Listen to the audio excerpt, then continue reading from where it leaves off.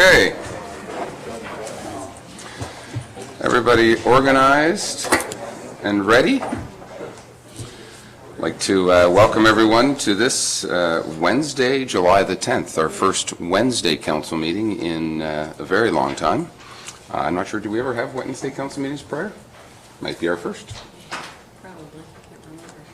Somewhere over the last 100 years of Muskoka Lakes, but we're into our new regime where we will be having council on Wednesday, and then our general committee Thursday, and our planning committee on Friday, and those two committees will report back in and be approved a month later. So first thing I'd like to do is call this meeting to order, and just as people work through, you will also recognize that the agenda today for council is not our new council agenda. It will be another month till that is implemented because we held on our procedural bylaw, which will be hopefully adopted today. We need to adopt our agenda. However, there was a couple of last-minute delegations. One of them in particular would be to have Mr. Napier speak on item 5B, and I'm going to need 2/3 of council to allow him to speak today because he was Mr. Cutoff.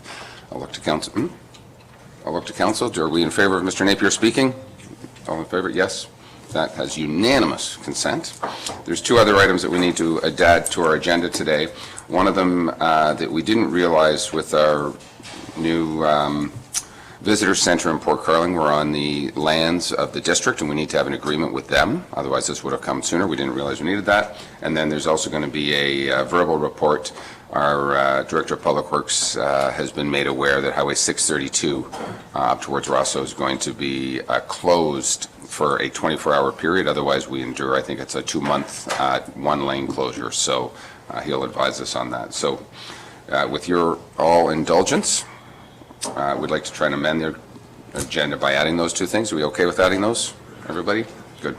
So be it resolved that the July 10th, moved by Councillor Hayes, seconded by Councillor Kelly, be it resolved that the July 10th, 2019 council agenda be amended to add item 5B, a delegation from Brock Napier re the Health Hub report, item 8F, a bylaw 2019-101, a bylaw to authorize the mayor and clerk to execute and affix the corporate seal to a license of occupation agreement between the Township of Muskoka Lakes and the District of Muskoka regarding the Port Carling Visitor Information Center kiosk, and item 10B, a verbal report from the Director of Public Works re temporary closure of Highway 632. All those in favor? That is carried.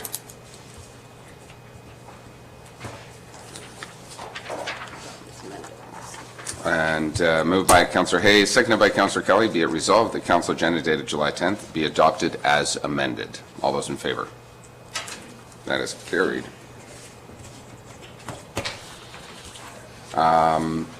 I also, again, want to welcome everybody, and also for those, this is our second round. Everybody have an opportunity to go and look at back at our video. It's we're broadcasting live around the world and countries beyond Muskoka, which is great. Thank you to Clerk's Department for making that happen, and everybody. It's been well received so far. So, hi. Say hi to my mom, but she's watching anyway. Do we have any disclosures of interest this morning? Councillor Roberts? Just questions on appointment to the hall boards. I know we generally just do it as a council, but the one specifically this time, is to change the hall members or council appointees, which I'm one of them. Can I vote on that? And again, it's up to me. I'm going to step up. You're gonna recuse yourself because it's appointing yourself to that committee? That would be item 6. And I'm going to excuse myself from grant and organization recommendations because I was instrumental in writing one of the grants. Okay. Okay, Madam Clerk. Those two. Councillor Mazan. Again, for those, remember to use your microphone. It helps with the audio on the webcast. Thank you. Given I'm the other person on that switch, I guess I did need to recuse myself as well. Not recuse, move myself back. I don't have to, no? Yeah, not a problem. And again, it's councillor's decision to do that, and I'm not going to object with that. Remember that we are trying to disclose a pecuniary interest, which is a financial interest to you or yourselves. Okay. So, but you've requested this time, and it's fine, we can continue on. So, Councilor Nishikawa? The point I was going to make is that a number of us councillors would not be voting on our hall boards or anything else. It's actually our duty. Okay. So I will, to you, Mr. Mayor, thank you. I will participate in the appointments of the community centers, but I think I should refuse On the grants? myself. On the That's grants, fine. okay? And I'm going to, sir, you're going to Yes. retract your recusal. My apologies, Madam Clerk. So, again, for those, we've got a few new councillors still learning, and again, it's a pecuniary interest, financial to yourself, your parents, or your children directly. Okay, when we adopt and receive some minutes. I have a resolution moved by Councillor Hayes, seconded by Councillor Kelly, be it resolved the Committee of the Whole meeting minutes dated June 13th, 2019 be adopted. Any notice of errors, corrections? All those in favor? Those are carried, thank you. Second set, moved by Councillor Roberts, seconded by Councillor Kelly, be it resolved that council meeting minutes dated June 14th, 2019 be adopted. Any notice of correction, issues? All those in favor? That is carried. Thank you.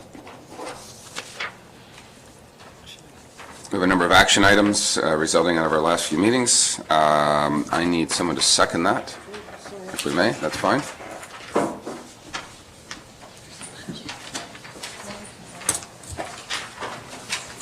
Thank you very much. This is moved by Councillor Edwards, seconded by Councillor Mazan. Be it resolved that the following recommendations be enacted for action. June 13th, 2019, Committee of the Whole meeting recommendations 3 through 7. Those are all detailed in your agenda package. Any comments? Councillor Edwards. Can you have your microphone, Councillor Edwards? Thank you. I'd just like to have it brought up on the screen. Now, what page was it on this? Page 15. Oh, wait a minute, because I've got there was a new one came out. Page 35. Page 35 on the old one or the new one? Try page 35. Okay. Okay, just a minute, let's start the other agenda. The clerk can roll down to a specific item if you've got it Yeah. across.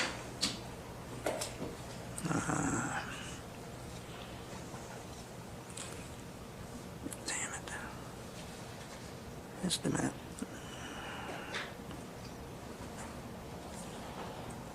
What's it regarding, Councillor Edwards?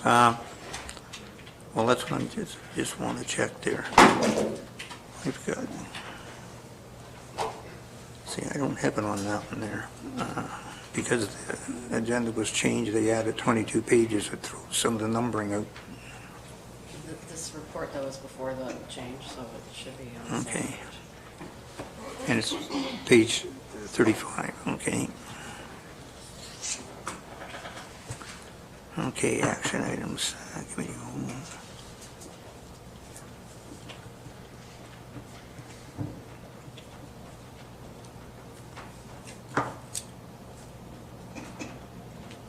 Okay, no, that's fine. Sorry, I just wasn't sure, so that's fine, thank you. You're okay with that? Yep. Okay. You've all heard the resolution. All those in favor? That is carried. Thank you very much. We ready for our first delegation, Madam Clerk? Where do you want to go? Shannon, did you introduce? Oh, sure. Over to you, Shannon. Thank you. Thank you, Mr. Mayor. Good morning, councilors and members of the public. We're here to recommend to the passing of the development charges bylaw. We've had the process has been, there's been a background study conducted by Hemson Consulting in conjunction with 5 of the other lower tiers and the District of Muskoka. We've compiled a background study and recommendations for permissible rates that the township could charge through their development charges for residential rates and commercial rates. Julia is here to answer any questions from those background studies that have been presented to council and the public in April, May, and June. And so we're here to recommend the passing of the current bylaw 2019-074. Okay. You're welcome to present, or I'm going to just sort of look, I guess, to council. Do we have any specific questions? Councillor Jaglowitz? Yes, through you to staff. I'm a bit confused, Shannon. The bylaw is endorsing two sets of rates, a discounted and a full rate. When do they apply? I couldn't read that.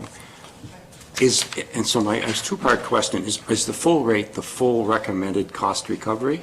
And then when does the discounted rate apply? Sharon or Julie? Yeah, I'll just jump in here. Julia? So what we've done is I explained a bit about Bill 108 last time I was here, and how eventually, now proposed for 2021, those discounted services are actually just the services that currently in the DC Act have a legislated 10% discount that applies to them. So currently, the DC Act as it stands, you can only recover up to a maximum of 90% of the capital costs, the growth-related capital costs associated with those services. So things like Parks and Recreation, library, and general government. So all that we're doing here, so all of the rates in the bylaw do apply to all development as specified by the bylaw. So you would add those two tables together.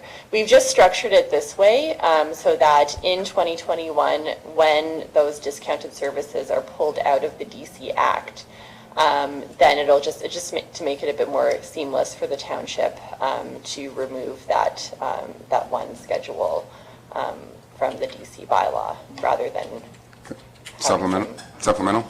Yeah, supplemental then.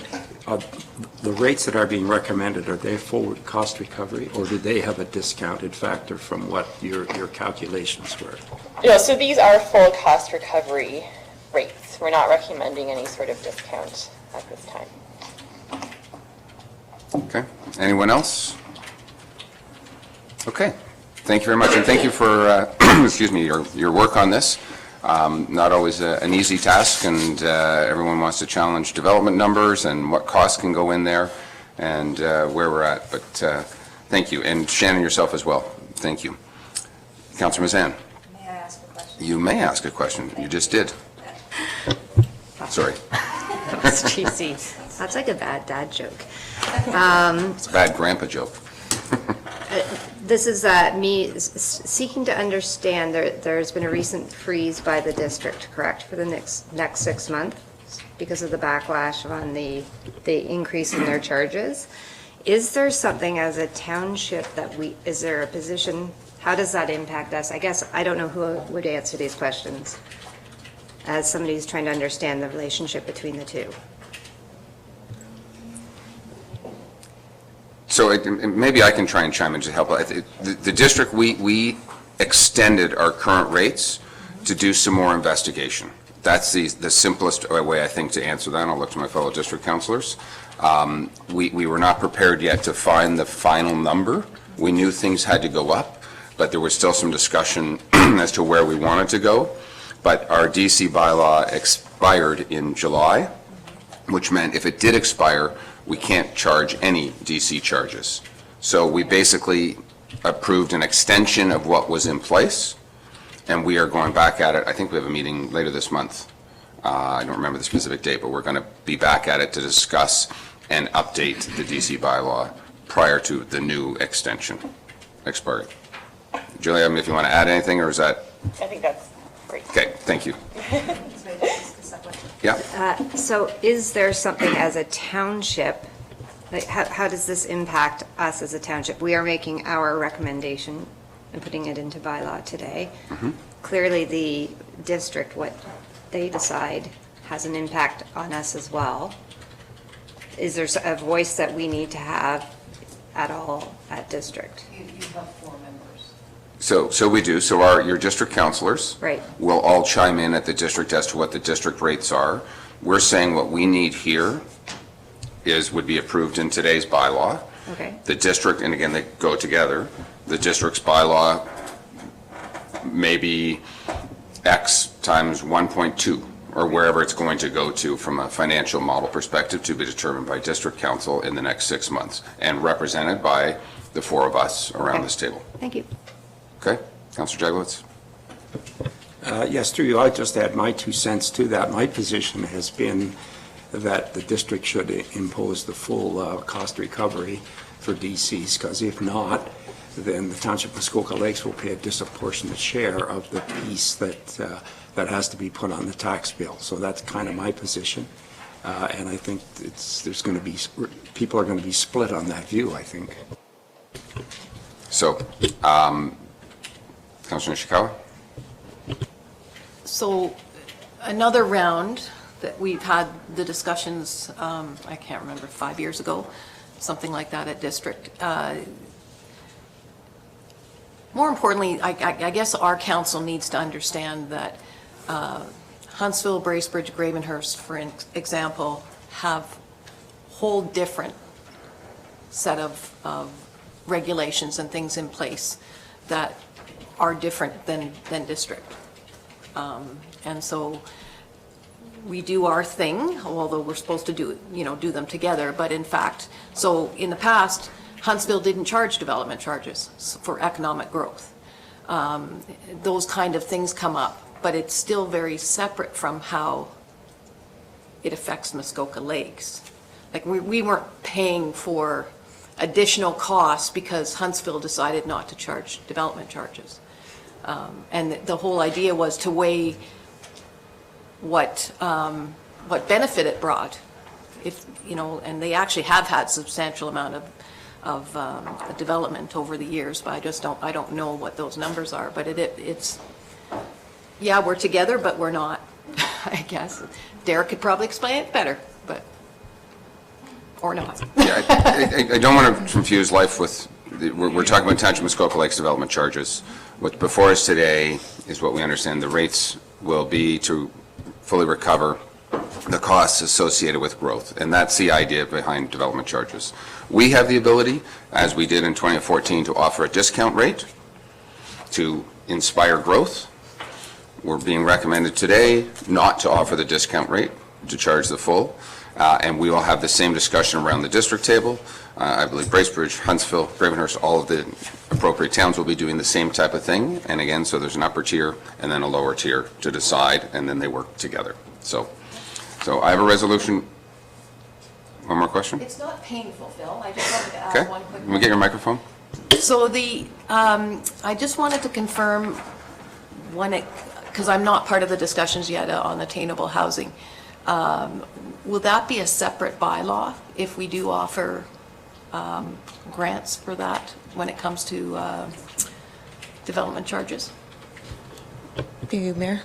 Well, we have the separate policy, the attainable housing policy and bylaw in place now for the township, which does allow for development that does fit the criteria for attainable housing to have the development charges waived, the building permit fees, and any planning fees waived. It works in conjunction with if the District of Muskoka also approves that property as an attainable housing. That's one of the criteria the township looks at and approves based on that as well.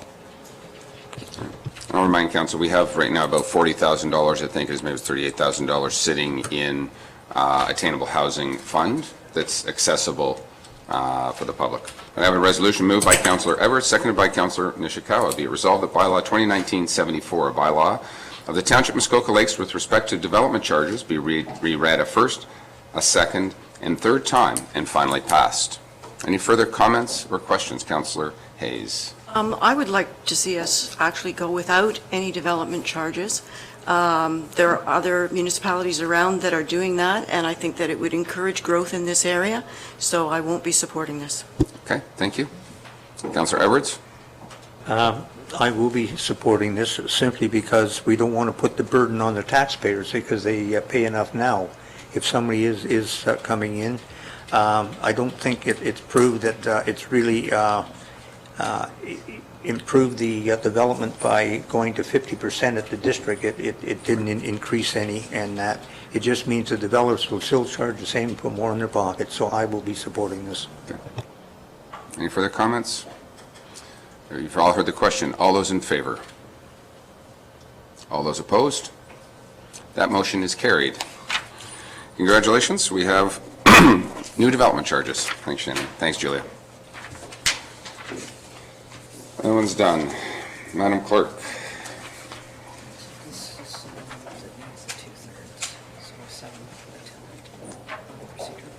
Right.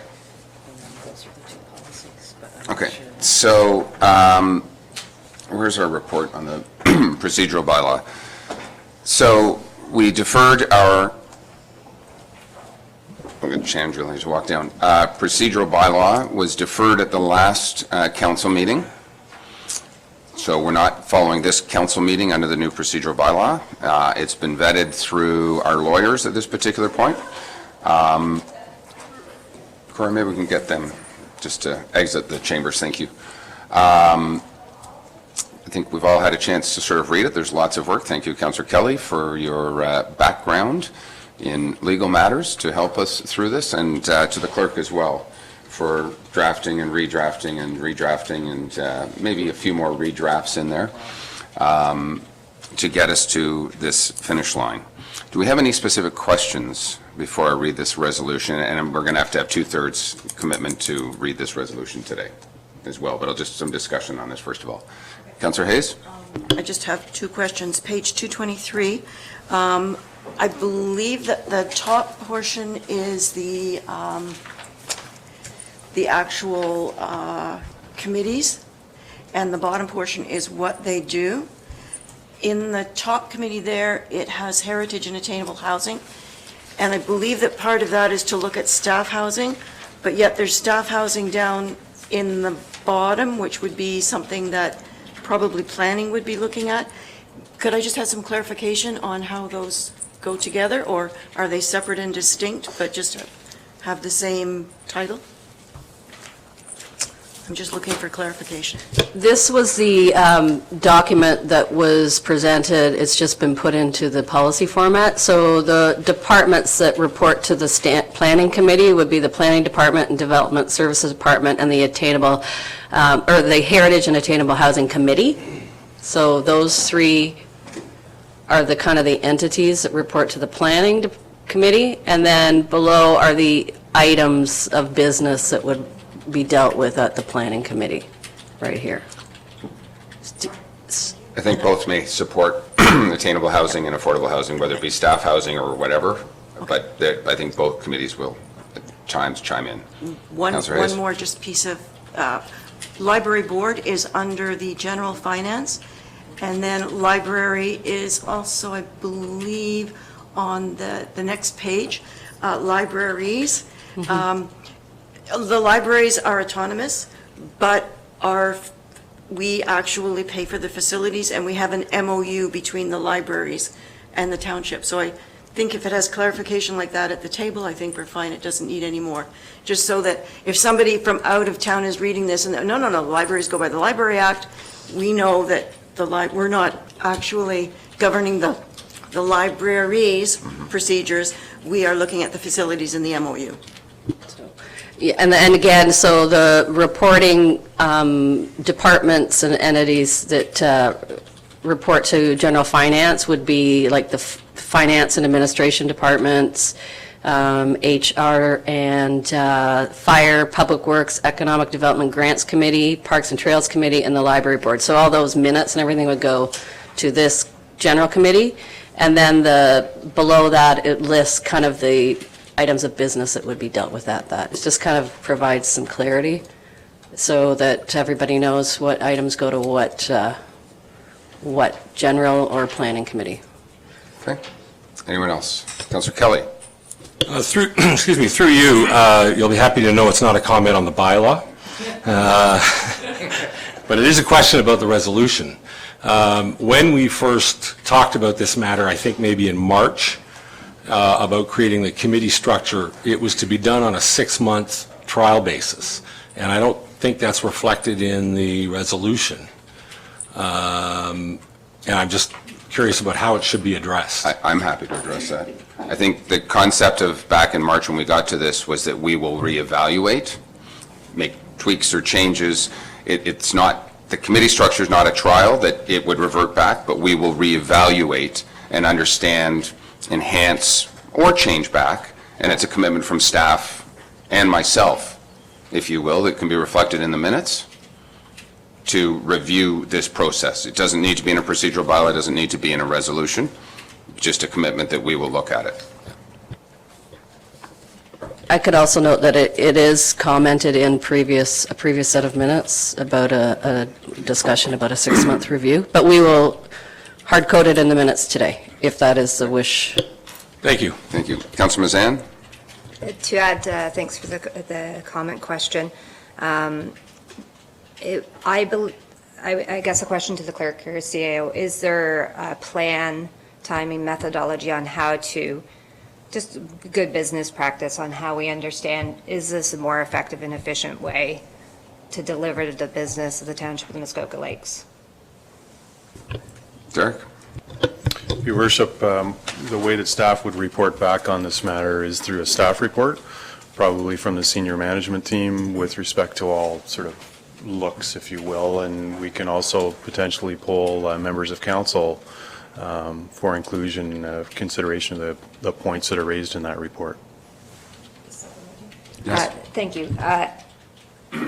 So it would be helpful to understand if it's a 6-month review, just the mechanics of how to determine I've signed up, we've had many conversations that this is the best way for us to run the township's business, but we should make sure we have the appropriate checks and balances in place.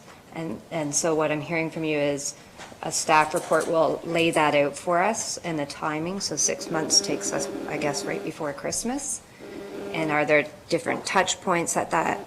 And I appreciate the fact that the council will be included. I suspect there's 3 key stakeholders. There's staff, council, and the public. Is this the appropriate way for us to run the business? I'm assuming it's yes, because we've all agreed that this is going to be the way, but I think we'd be remiss in not having a good business practice in place to ensure that in 6 months, that we are still all nodding our heads around the table. So I think if I can chime in, what's going to happen over 6 months, and technically this really, from a council perspective, is not even implemented until August at this point. So it'd be the first of the new year. Maybe it comes in December. Don't necessarily know. I'm not putting a specific time frame on it, but our staff will go through and here are some of the strengths that we've noted. Here's some positive feedback we've heard from the public. Here's some positive feedback we've heard from councillors. Here's some negative. Here's some issues. Here's some things we need to address. And that is the business practice for us moving forward. Remember, we're not creating anything new. We're just doing something different, Muskoka Lakes. Huntsville follows this very similar procedure. The District of Muskoka follows this procedure. So we're just doing business slightly differently in an effort to better deliver to our constituents, to put a second look, if you will, from committee meetings tomorrow and Thursday, or Thursday and Friday, for a 30-day pause, some added public consultation, all of those kinds of things. You know, should we have reviewed webcasting? You know, we could, it's a whole new thing, but we're not reviewing that. So we're going to look at this. And as we do every practice, one of the things that I appreciate about Derek and his background, especially at the district, was continuous improvement. And that's what we're going to do in evaluating this new procedure. So, because it is different, but it's not totally revolutionary for municipal government. So I agree with all of that. There was some dialogue at the beginning stages of this change, and I just would like to know that there's a project, or there's a system in place to make sure that we are all still nodding and it doesn't become something that divides. I am fully on side with this being the appropriate way to manage the business upon your leadership, but just want to make sure that we have these best practices in place. And it sounds to me from the clerk and the CAO that that will be undertaken. Is that correct? Yes. Yeah, thank you.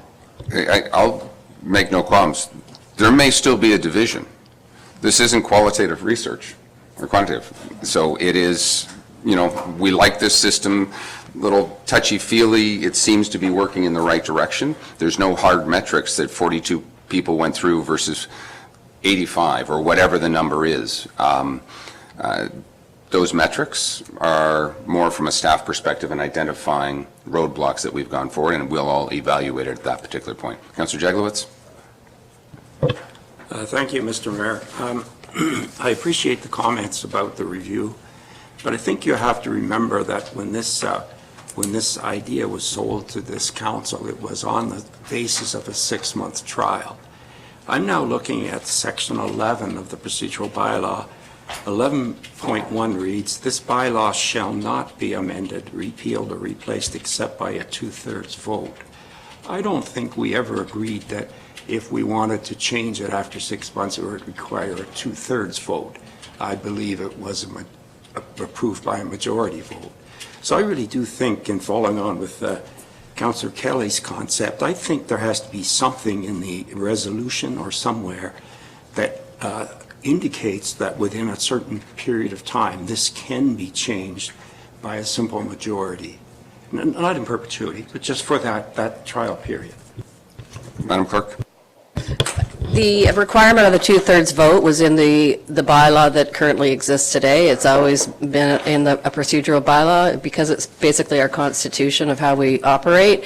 So in order to change or amend or repeal or replace, it does require a 2/3 vote. So that would carry on in the new bylaw as is standard practice for, I would believe, all procedural bylaws. Councillor Jaglowitz? So a supplementary. So then your well-intentioned review, if this council wants to make a change as a result of a review, it would require 4 people, 4 votes could block the change. Is that correct? And if that's the case, without any other stipulation in the resolution or the bylaw, I will not be supporting it. And again, that's your prerogative. Remember, we got to this stage today by 2/3 majority. So we're making this implementation, this change, because 2/3 of this council have contemplated the idea of doing business differently around here. And again, I don't think we should ever make significant changes without 2/3 majority. So go to Councillor Edwards. I guess to put council at ease, this is on for 6 months. So let's put it 6 months and it automatically reverts back to the old system. And if we like this system, then it's a 2/3 majority to bring this system in. Okay, Council, I'm going to ask for a little bit of leniency here. Again, this was implemented from a campaign platform discussion back throughout the fall.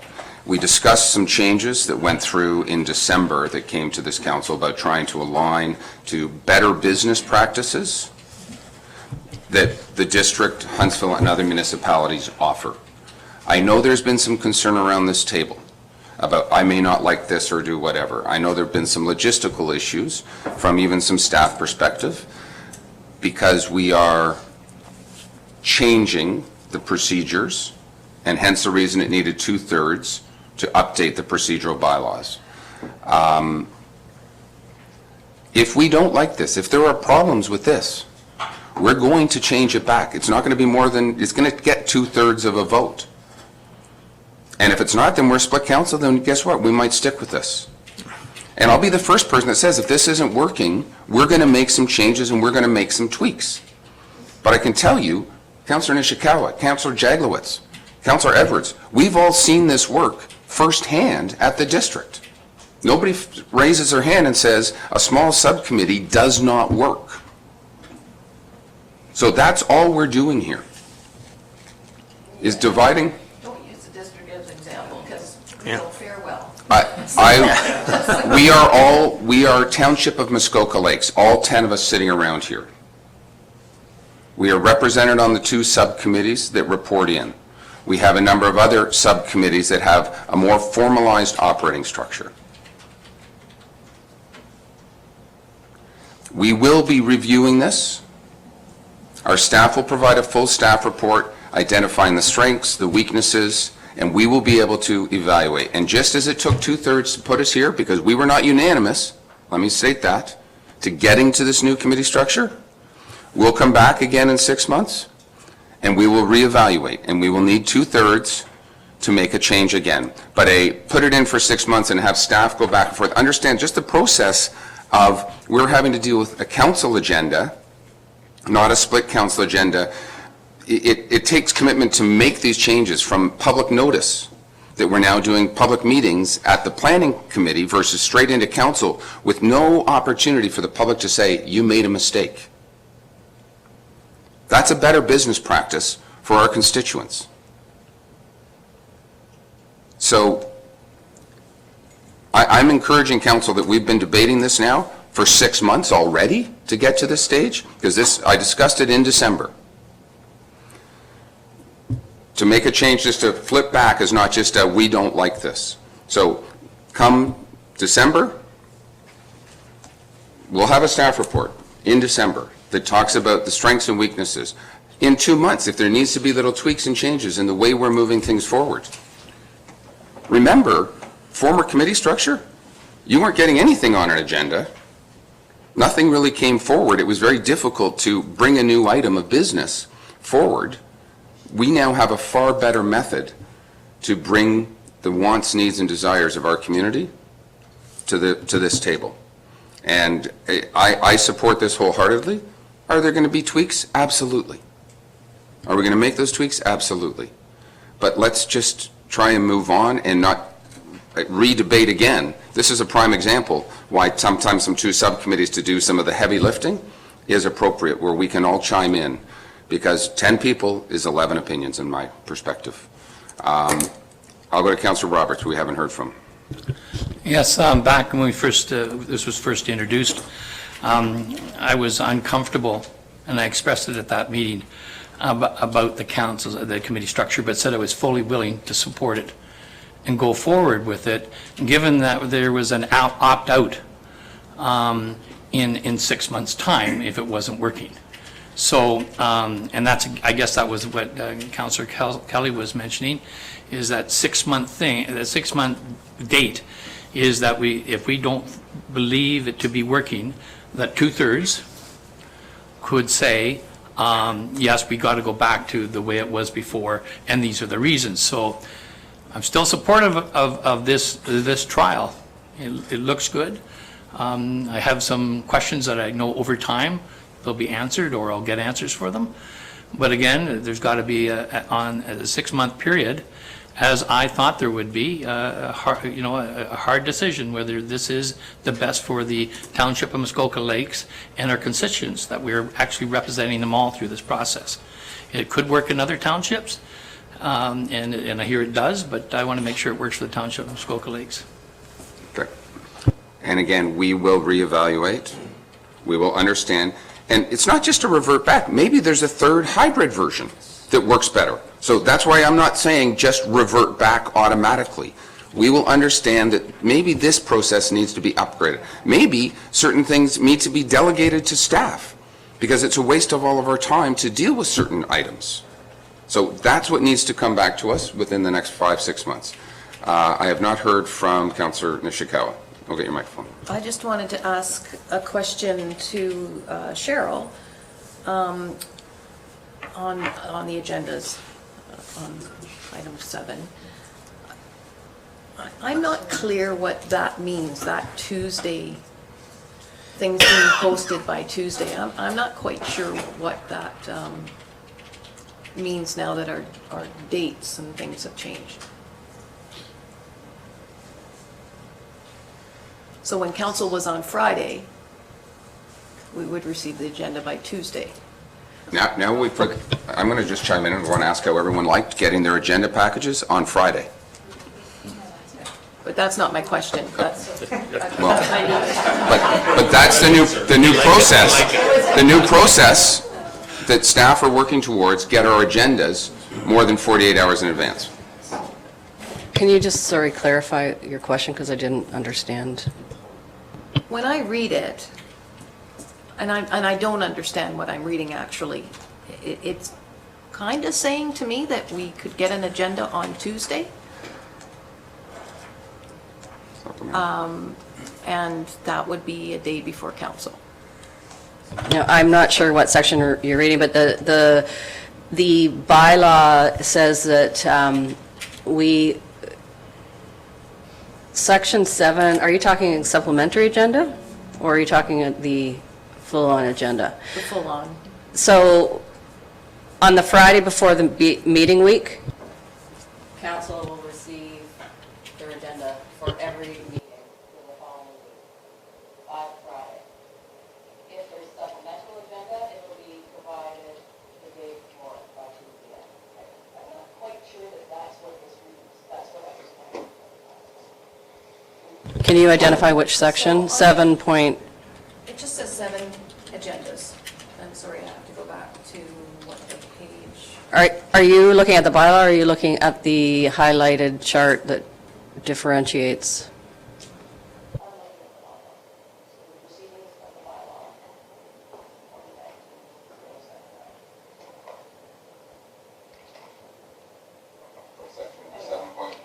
sure we can find out by the next council meeting if that's a concern and change that.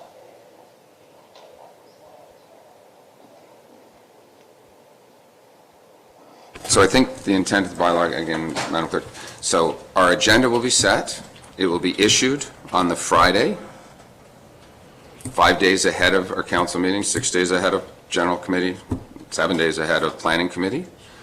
Occasionally, supplemental items need to be added. We've all seen that at the District of Muskoka. They can be added, a supplemental item, up to 24 hours in advance, at which point we would receive notice that there's one item been added to a supplemental agenda. Somebody needed something, they missed the original cutoff, it didn't get a full staff report. That is the only time that an additional item could be added, and that's through that supplemental. You can't add one, walk one on in the morning, is the idea behind the supplemental agenda, and it would be published the day before. It's one item from a supplemental perspective. Councillor Edwards. Yeah, we got a supplemental agenda the other day that added 22 pages. What I'd like to see if it comes out is added at the end, not in the middle, and then change all the numbering. It's very, very confusing going back through. You make notes on your actual agenda, and then you get one that was 270 pages, now you got one that's 292, and you got to look through to find out where it is. It should be at the end and marked supplemental agenda. Procedural, and I think the clerk might be able to handle that, I'm not sure.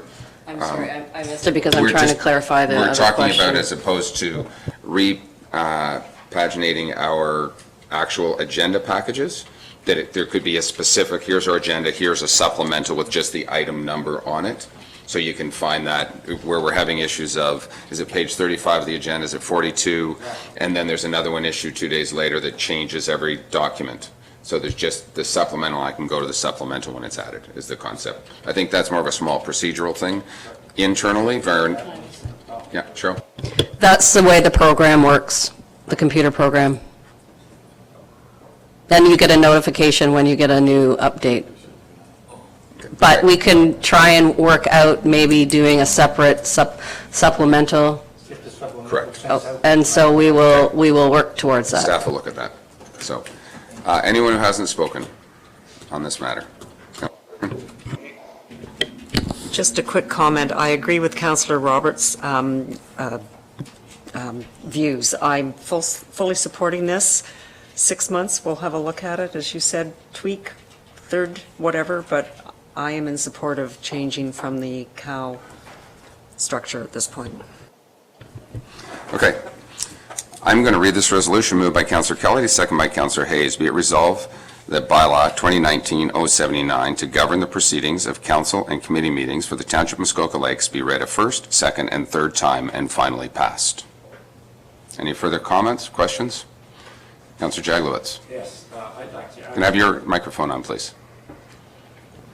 I believe what I'm raising is a point of privilege, but I'm not exactly sure.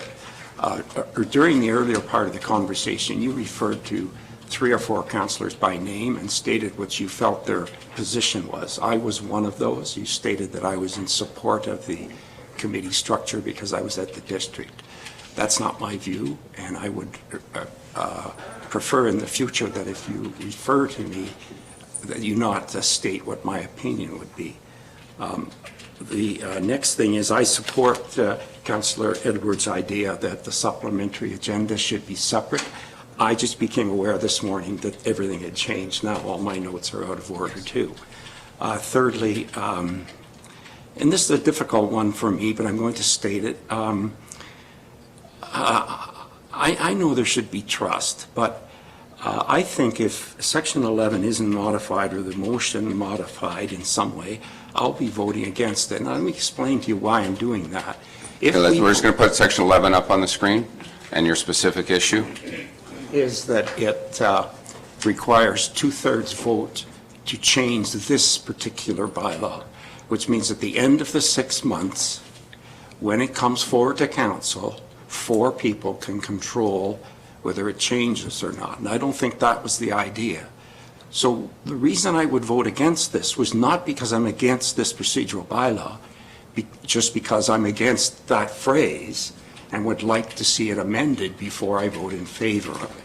So if 4 of us vote against this, then it will not pass, and therefore there could be a discussion on changing that to reflect the 6-month review, which should be a majority vote, in my view. Thank you. Okay. I've called the question. I've actually read the question. I will provide a comment regarding two-thirds again, that procedurally, we need two-thirds to make any significant changes, just as we needed two-thirds to make a change here.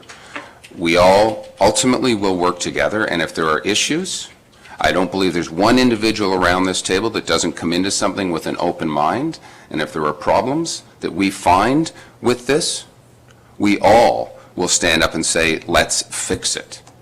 We should have unanimous consent to identify problems and move forward. We didn't have unanimous consent going forward because there's new, and nobody really likes change. We're all afraid of change. I get that. So, I've read the resolution, I'm going to call the question. All those in favor? 1, 2, 3, 4, 5, 6, 7. All those opposed? 1, 2, 3. It's carried. Thank you very much.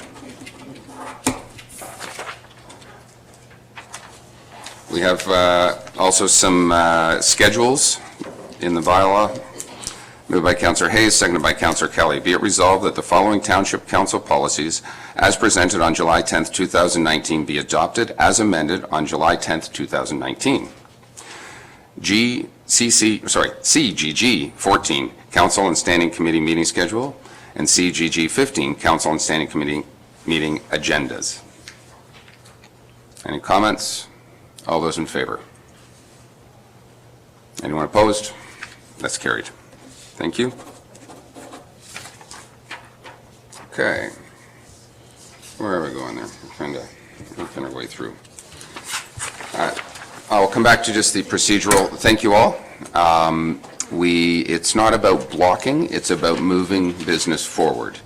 And I look forward to a discussion in 5 months and 6 months about some of the benefits. I look forward to public input, and we appreciate some of the changes that have happened.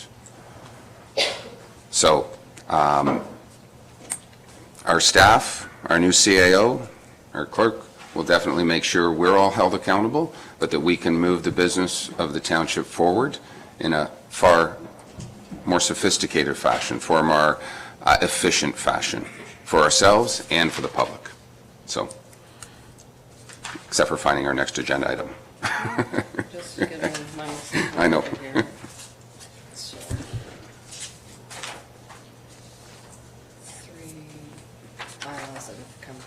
Okay, a couple of bylaws coming back to us, moved by Councillor Nishikawa, seconded by Councillor Edwards. Be it resolved that the following bylaws be read a first, second, and third time and finally passed. Bylaw 2019-88, to amend Bylaw 2006-100, to designate lands as being subject to site plan control, McBreen and Rowe, Rule 62120. Bylaw 2019-98, to deem Lot 24, Plan 11, not to be a lot on a plan of subdivision, Evans, Rule 2534. Bylaw 2019-91, to provide an exemption to Bylaw 2005-83, a bylaw to control noise, to Ian McKee for a wedding on September 7th, 2019, on James Bartleman Island Park. Any further comments or questions on these? All those in favor?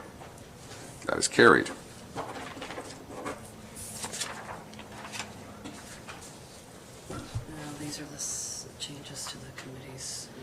citizens, and I'm Okay. not sure if we need session for that. So we've made a couple changes to our citizen appointments on some of the committees, and a couple councillor changes, I think. Do people need to discuss these in particular? If we do, we need to go into closed session. Otherwise, I'm just going to read the bylaws. We all okay? We're good. Moved by Councillor Zabit, seconded by Councillor Bridgman. Be it resolved, the following bylaws be read a first, second, and third time and finally passed. A bylaw 2019-94 to amend bylaw 2019-64 to appoint citizen members to the Community Centre Hall Boards, Torrance Community Centre Hall Board. Bylaw 2019-96 to amend bylaw 2019-65 to establish and appoint members to the advisory committees, Parks and Trails Committee. Bylaw 2019-100 to amend bylaw 2019-05, a bylaw to appoint council members to Community Centre Hall Boards. Any further comments? All those in favor? That is carried. Thank you. This is Milford Bay Golf Course. There's Oh. a report from staff. You saw a report from staff on Milford Bay Golf Course. Moved by Councillor Roberts, seconded by Councillor Edwards. Be it resolved by law 2019-97 to authorize the mayor and clerk to execute and affix the corporate seal to a lease agreement between the Township of Muskoka Lakes and 1145-1914 Canada Association for the operation of Milford Manor Golf Course, Milford Bay, be read a first, second, and third time and finally passed. Any further comments? All those in favor? Carried.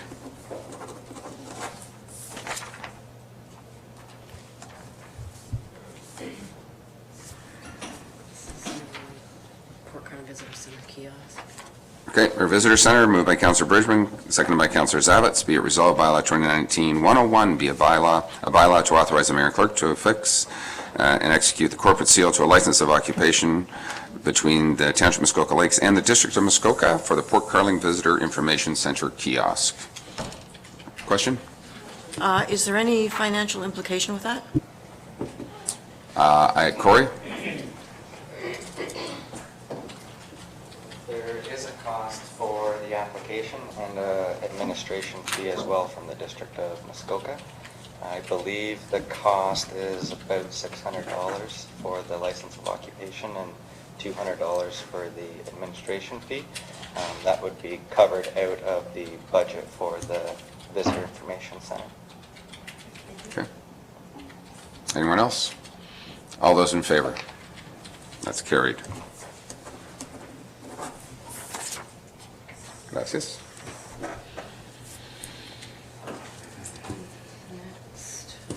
You want to do some tenders? Nope, don't want to do tenders. Just a question. Corey has a report about the grants to Oh, organizations. grants. Corey? Over to you. Thank you, Your Worship. So the Township of Muskoka Lakes, we have a grants to organization policy that enables council to allocate funds to local community groups, organizations, festivals, and events.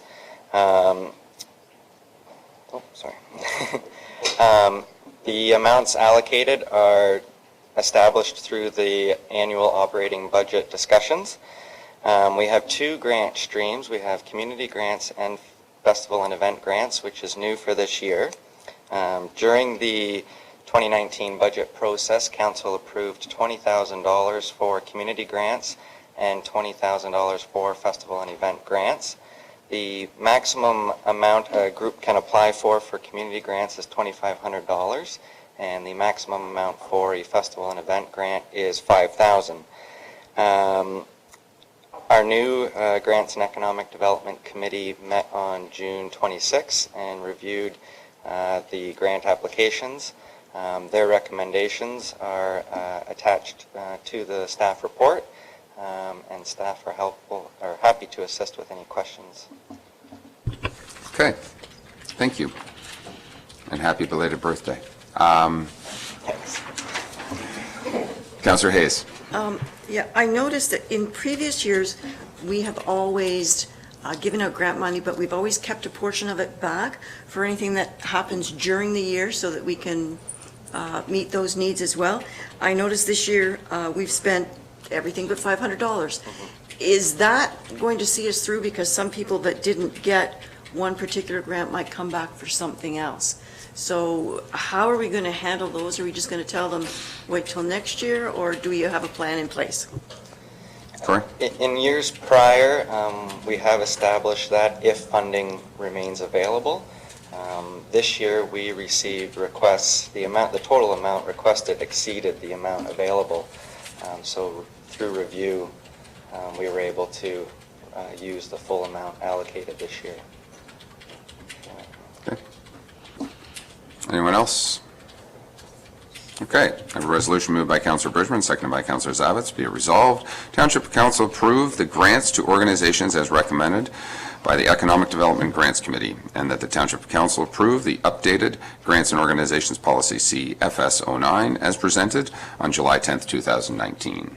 Any further comments? All those in favor? That is carried. Thank you.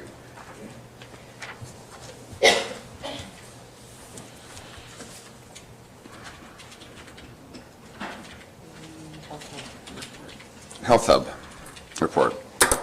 Ken, over to you, I think. Thank you, Your Worship. Further to the direction of council, staff reviewed the matter.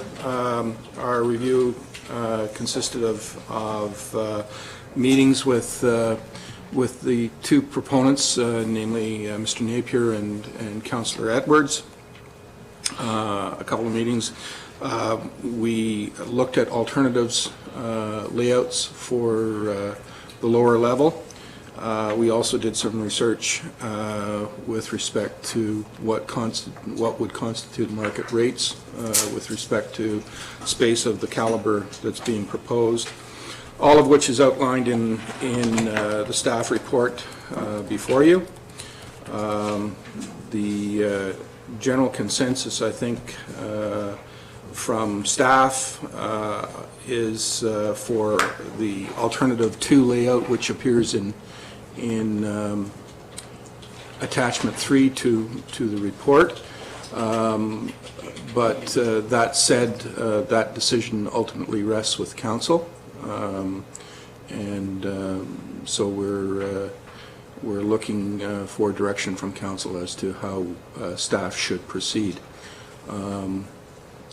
We understand the urgency. There is one prospective tenant who is in the wings, as well as a second tenant that has since come forward. So with that, I'll turn it over to council.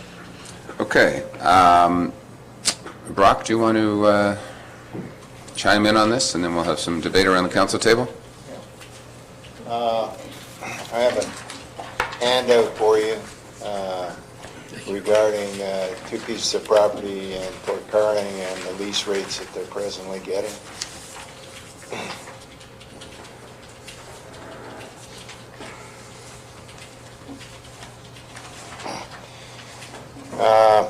My name is Brock Napier, 1166-4 Marinus Road, P.O. Box 77, Manette, Ontario, POB 1GO. I would like to thank the council, mayor, and staff to address council's agenda report and recommendations dated July 5th, 2019, regarding the future leasing of the lower level of the Health Hub. To start with, Alan Edwards and myself have been working on development of the Health Hub since 2012, when I purchased 13.5 acres in Port Carling and donated it to the township for the Health Hub, hospice, and the Lions Retirement Home. Overall, the years, Alan and I have worked meticulously with the designs on what would be the most efficient and productive building. Alan and I visited over half a dozen health hubs and hospitals in the Parry Sound, Sturgeon Falls, and Rosso, and all the health hubs in between, so we could cover all the bases and give Port Carling the outstanding facility the community now has. Alan has very informative background in working with many projects involving hospitals and their development. My background involves building and leasing them out to national covenants. Two examples of such projects are the Toronto Dominion Bank and Pharma Plus in Bracebridge. Alan and I have worked tirelessly with Greystone architects and planners to develop attachment 2, layout number 1, dated June 12, 2019, with the engineer's stamp of approval in the council report. The proposed attachment 3, alternative layout number 2, dated December 4th, 2018, does not comply with the requirements we have been led to believe would be successful. Also, this would create a substantial parking issue. We presently have a prospective client, a physiotherapist, to lease out the new office space on drawing layout number 1, attachment 2, plus an additional space for a total of 390 square feet at $16.50 per square foot, for a total of $6,480 per year.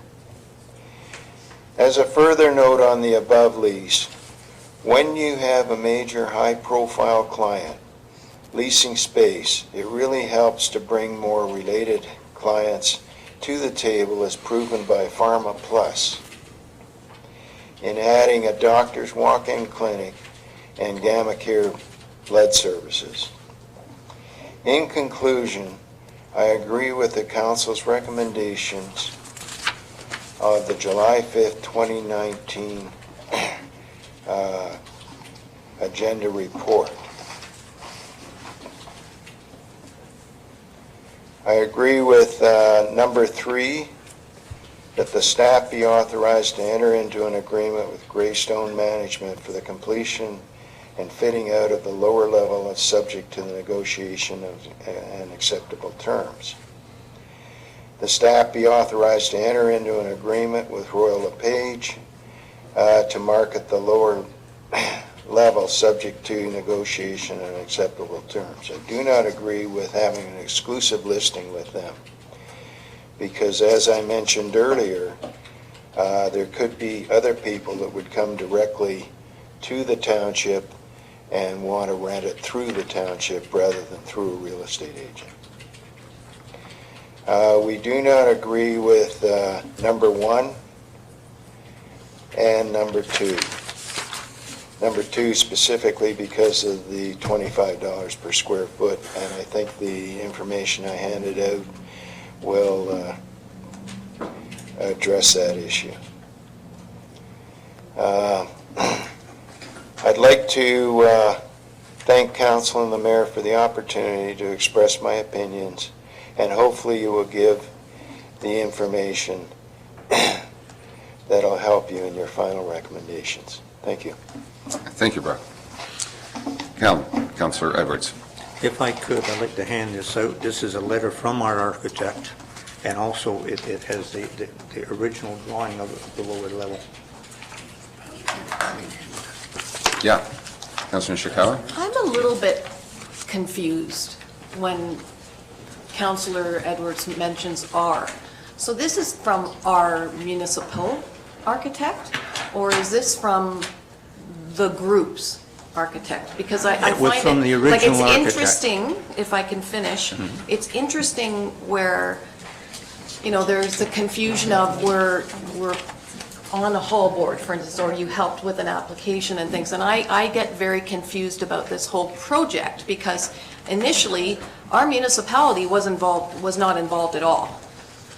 And so I'm not understanding the language or even how the delivery of information is coming. Okay. So, Councillor Edwards, maybe do you want to take us through what you just provided us? Yeah, if you look at that drawing up there, that's alternative number 1. And the real estate have added in the shaded areas there. But that doesn't have to be that way. And what you do is you fit it out when you get a client. Probably Mr. Napier could answer that. He just doesn't go and build a bunch of walls and hope somebody goes into it. He leaves an area and he can do actual client improvements. So when you look at the handout that I had there, it shows just a large, it says unfinished area.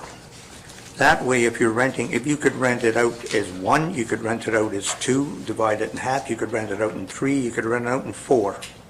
So it can be divided.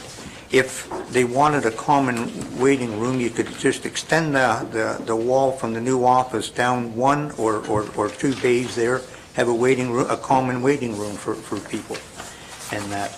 But the market in Port Carling, even though they charge a little bit more, normally a lot of these places are only rented for 4 months a year, and that's why they're a little bit higher. But as Mr. Napier showed, we're in the ballpark with these. There's a lack of parking, and that there's only 5 parking spaces down there at this time. And 1 should be handicapped. And you have 9 upstairs, which are 2 are handicapped, and then 5 at the side of the building. So it is what we would hope to have is 1 or 2 tenants, so we could ease the parking. If you go to what is actually proposed, and you count 1, 2, 3, 4, 5, 6, 7, 8, 9, 10, you've taken all the parking away. So this is why it was done that way. We had discussed it with the architect who designed the building originally, and his note there and that, like I say, you can say you don't have to have a window or light, but it's depressing being in a room that doesn't have it. Now, the mayor had mentioned at one time, well, my doctor doesn't, but he's not working in there 6 to 8 hours a day. It's just somebody going in. If you were to rent it and somebody had somebody there, they'd have to rent maybe across the hall, and then you have people walking across a common hall to get service. And we didn't think that was the thing.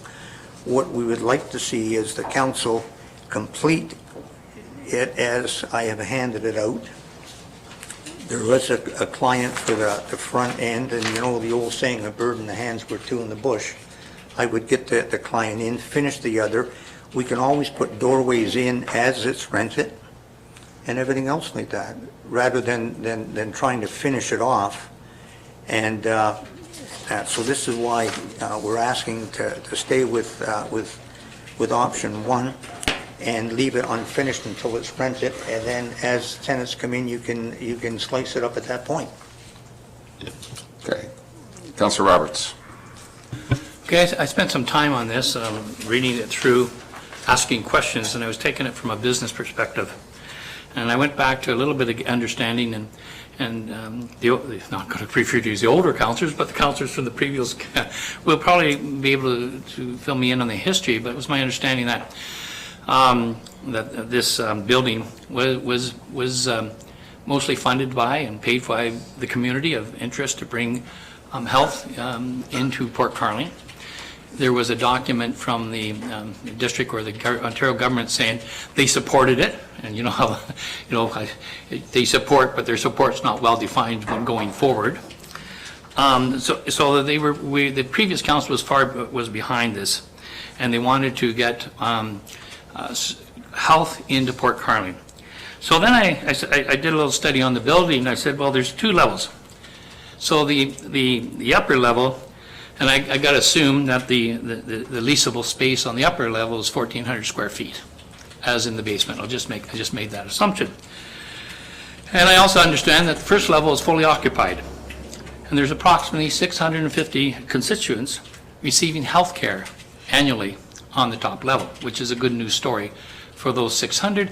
Plus, there's walk-in, so you can phone in the morning, and you can get an appointment if it can accommodate on minor emergencies. The upper tier upper tier government agencies have covered 99% of the health delivery costs for the upper level to date. It expired in March, but it's been renewed, and staff are trying to attempt to get the definition of what that renewal is. To date, the operating costs for the upper level have not been recovered at all. There's no mechanism, so they are part of that $21,000 cost to run the whole building, the whole property.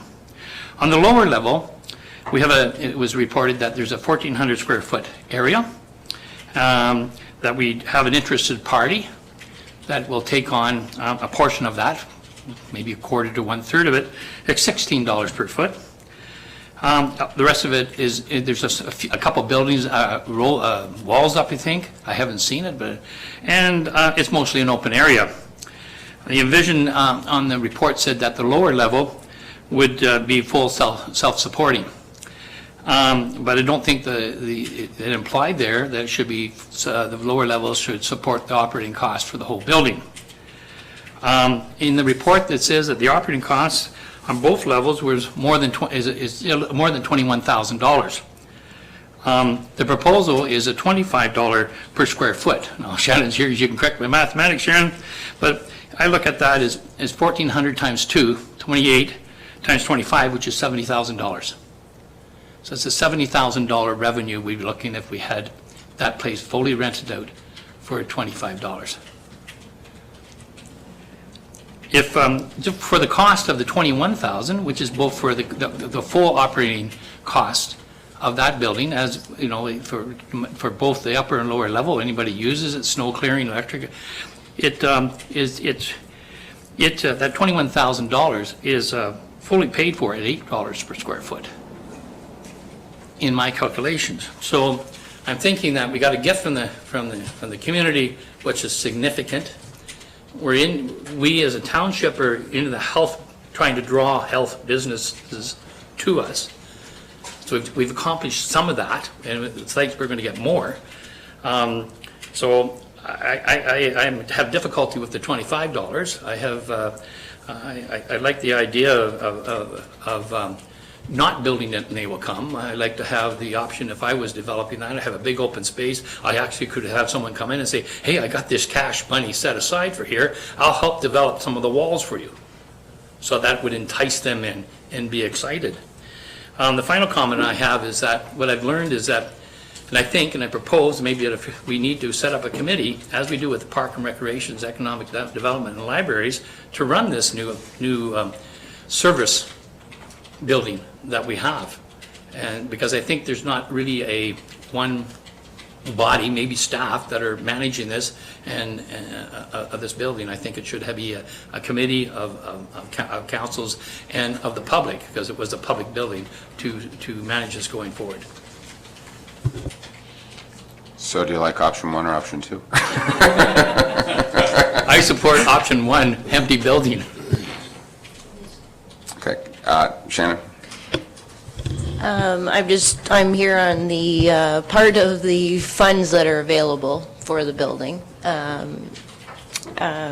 Councillor Roberts, you're correct to say that the funds were raised by the community, approximately $1.7 million was raised, and those funds remaining to date right now are $103,500.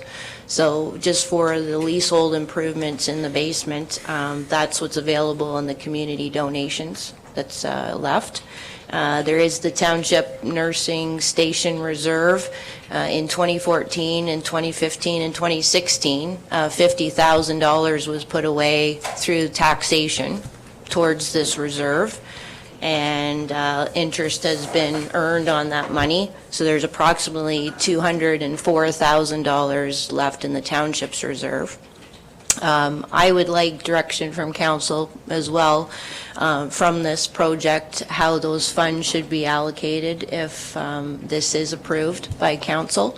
I would like direction to know if those funds from the township reserve should be released for the leasehold improvements or for other items that may need to come up. So just wanted to give that financial background on the project as well. Councillor Bergman, I think, was next. Through you, Mayor, I agree completely with Councillor Roberts' comments. One of the big issues here is we're not getting any revenue from upstairs right now. And that's a separate issue from the downstairs one in terms of revenue. I don't think, every lease I've been involved in, we've asked for changes. We want the space as we want it. So leaving it open makes ultimate sense to me. Not finishing it off, bringing in a tenant within the healthcare industry will encourage more to come in. And if there's a second one expressing interest, I think that's great. And I agree, I think $25 is probably too high, and I don't want to see us locked into just Royal LePage. I think it should be open to anything. So I would support option 1, and I think that's it. Okay, Councillor Jaguar and Councillor Nishikawa. It's just a question, and then I have something to say. Question is, I noticed in the minutes for the closed session that it said this report was to come back to the closed session. Is that changed and we're now dealing with it now? It's not coming to close then, is that correct? Sure. Correct. Okay, so then in that regard, then I will state my views that I believe that the community did participate in this, and I think that I would like to support those people that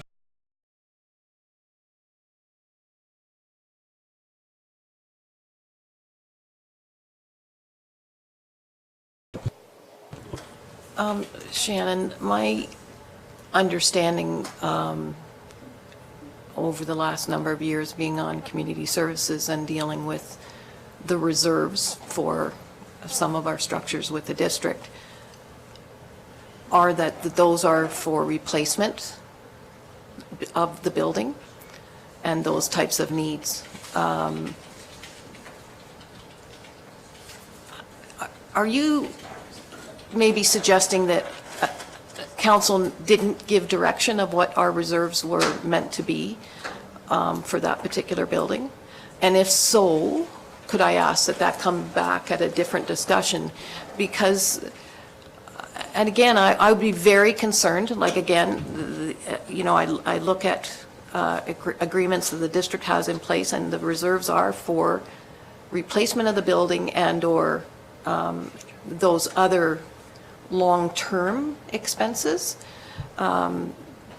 So yeah, go ahead. Sorry, I'm just concerned that we are going to try and allocate the reserves to something that wasn't supposed to be. Shannon. Thank you, Mr. Mayor.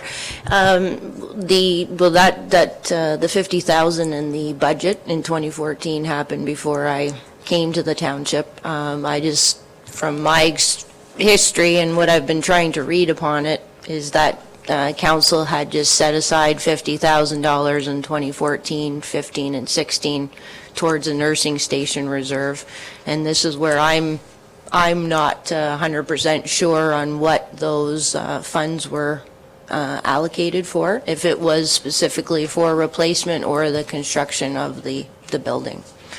So this is where going forward with this project, this is my wanting direction from council on how, if we should be releasing those funds for this leasehold construction project. I think it'd probably be appropriate, taxing my memory a little bit as well as we go back around that. Was it more construction or operation? I know we put away the money. We may want to go back and review some of the minutes. We may want to go back and talk to our former treasurer, who is keenly adept in what we have done. You know, and maybe a combination of both Steve and Julie to get us a better appreciation. Councillor Edwards? Yes, I can lead some light on that. There was $50,000 a year, as you said, for the 3 years. That was supposed to be seed money to get the residents to donate, and that there is a room upstairs in the health hub that has the Township of Muskoka Lakes logo on it, because we had named it after the township for the $150,000 working for it. And you know, it's sad when something like this comes up. I think that some of the money should come out of reserves and some maybe come out of the community donations at a 50/50 even at this point. I think that's it. It was to build the building is built, and that, so that, you know, and I think once we get the lower level leased, it will start paying for the operations cost and that, so that, you know, I think that some of the public that are here would say that they thought it was going to build the building. They didn't think it was going into reserves and that, but, you know, I don't know if there's anybody from the public here, but that's what was the understanding that the committee had at that time. That's how we approached it, and that's how we raised all that money.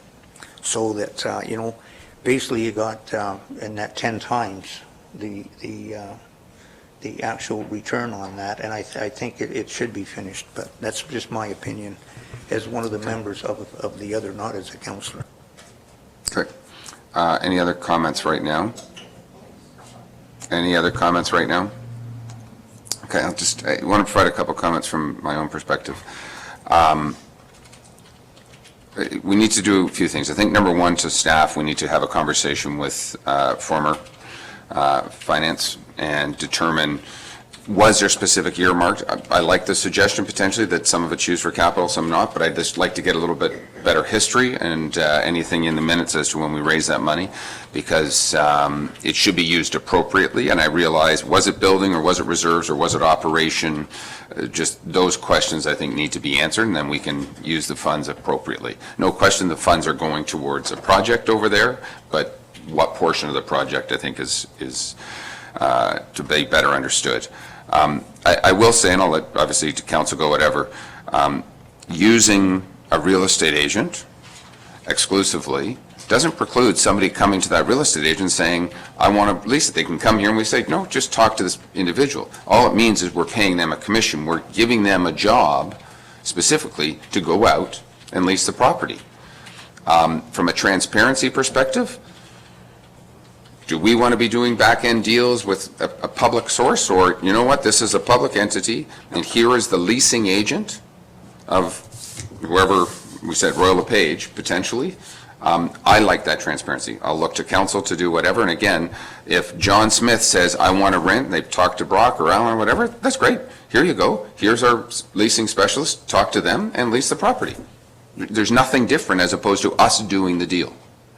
So I am in favor of having an individual being tasked with that.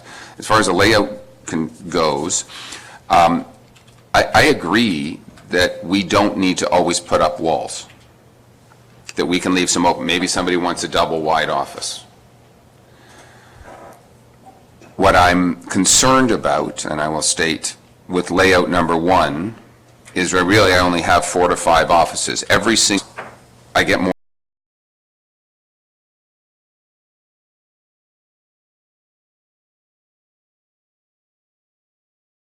office space to rent at the end of the day. And again, my own doctor's office didn't have a window. You can put some lights. You don't always want the window. The blinds are closed because you don't want somebody looking in while you're maybe being examined. You want some privacy that goes on.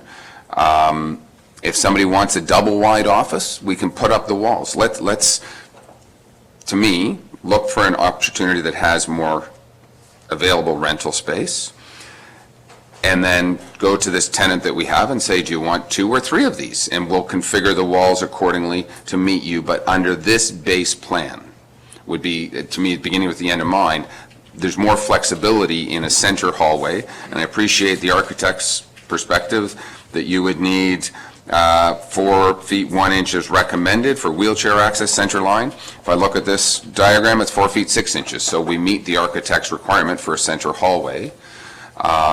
And I think that we can accommodate both with that, build the first set of offices for this first tenant, and allow some flexibility going forward with a center hallway design. I think the only difference is it a side hallway or a center hallway?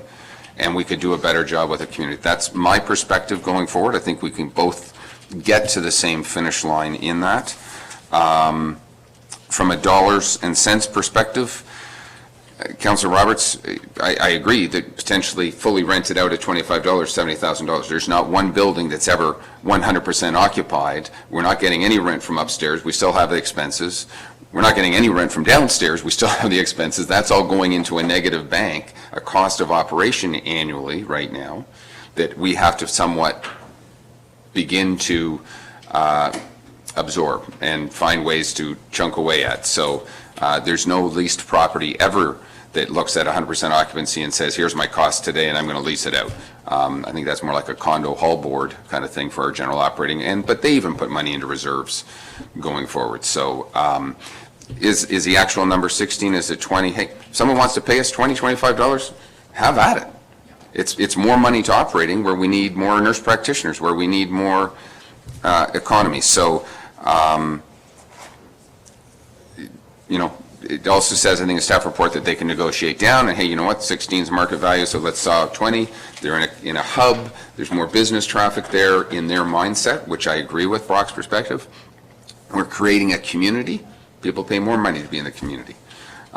Same as the auto dealers, where you find all the cars. People go car shopping, they pay more money for that geographic area.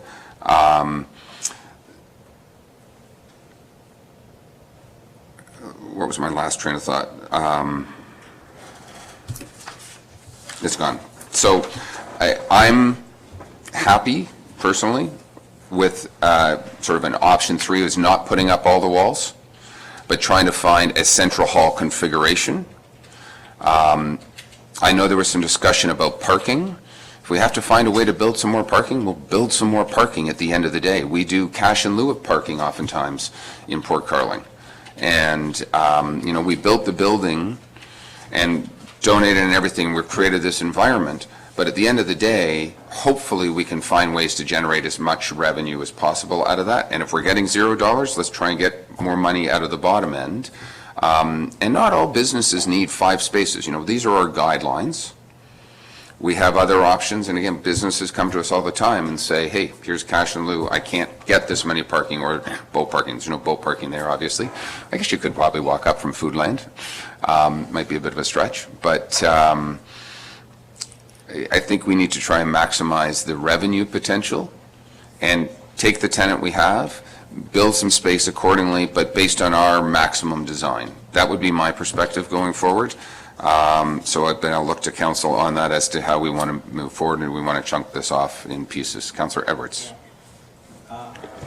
The only thing, when you're looking at the real estate option one, they put a separate waiting room in each room. It doesn't have to be. That's why it was left open.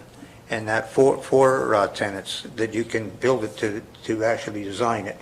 Right now, if you leave it the way it is, finish the walls that are already up there, get your tenant in, that will bring more people in. You've got the washrooms, you've got a finished hallway going down to it. If you start by tearing it apart and running a central hallway down there, you're going to have to put 2 walls, probably no doors until you get it. That's why it was left with 1 door just for the area now, but you can divide that in any way. If you put a central hall down, you are limiting it. And that's what it was mentioned. This, like I said, this is laid out by a real estate agent trying to get commissions off of rental space, not an architect. You notice his drawing isn't stamped. The original one was stamped, and that he's just drawn the light lines across there as his concept. That's not the concept of what was proposed. That's why it was left open. We can finish everything and get a tenant in there and get money coming in. And I would like council to go ahead and finish the lease with this guy. They've already sent out a lease to him. It's just a case of he's waiting for an answer, then he will sign it back. So it's up to council, but I still would say option 1. Okay. Council, if I may, why don't we try to break this down into little components here as we move forward? I think it's probably appropriate. Okay. And let's at this point kind of go through. There's 4 recommendations on the table. Maybe we can put those on the screen just for the public as well. Recommendation number 1, staff be authorized to develop the power plan based on alternate 2, which staff are recommending as a better opportunity to increase revenues in there. And I would kind of call it 2A, potentially not having to finish all the walls. We would finish walls according to the first tenant, but a bigger plan going forward. So there wouldn't be any added costs at this time. We would just frame in the walls for this first tenant. Ken? Your worship, just for the sake of clarity, the intention was, the plan that you have in the attachment is the ultimate design scheme for either of the alternatives. The intention would be only to fit out the space after a prospective tenant has signed a lease with us, so that whatever space they're taking on is to their specifications, so. And they may take well, I think it is slightly different because it changes a center hallway to a side hallway is the difference between the two options. So as what staff are recommending is a center hallway design to maximize the rental space versus a side hallway design. And then what I see is the side hallway design personally limits the number of tenants, because you could only get 5 in there. It's a double long office. The center hallway would allow more tenants potentially in the basement. That's, I think, the premise between the two, and we would design around this first tenant, either a center hallway design or a side hallway design. So let's try and frame it this way. Councillor Jagowitz? Just to move things along, thank you, Mr. Chairman. I'd like to just recommend an amendment to this recommendation, and it's very simple. Rather than deal with it all at once, that the alternative be changed to alternative 1, but that we use this diagram as alternative 1, the one that was presented by Mr. Edwards, the certified one. And then number 2, we change the lease rate to be set at a range between $16 and $25 per square foot, and that we leave the other 2 alone because they were agreed to, and that we move forward. Okay, so Councillor Jagowitz, I would make we're moving that same direction, but we're doing it actually in pieces. So we're talking right now about option 1 only. We're going to get some consensus on, do we like alternative 1, which is a side hallway design, or alternative 2, a center hallway design? We're going to just break this down piece by piece. Nothing will be built beyond the first tenant. So how do we respond? You've asked the question. I'm going to suggest right now, are we interested in a side, regardless of whatever, 6 people, so we are on a side hallway design, which is the one that was presented, okay? Option number 2, from a lease space rent, we've had a request anywhere between $16 and $25. Are we in favor of modifying that? Or are we suggesting that the lease rate be set at $25, but staff be granted the authority to negotiate best deal possible? I think as soon as you put in a resolution that says it could be $16, everyone says, why don't I get mine at $16? This is the rate, but obviously depending on the business, as it's seasonal, that we might have some flexibility. Any comments on where we want to go from a lease rate perspective? Councillor Bridgman first, then Councillor Mazan. Through you, Mr. Mayor, could we not just put current rates, like Current market rate? the lease rate be set at current regional rates or current local rates, so we're not locked into any one amount? Ken or Derek, are you guys okay with that, if we might make that modification, building set at current market rates? Or fair market rates? Let's call it fair market rates. That will deal with number 2. Any comments? Sorry, Councilman Mazan, are you okay with that wording? That's great. Beautiful. Councillor Roberts. My comment is that the fair market rate could be established by our upper tenant, since we've never talked to them about what a negotiation. Pardon?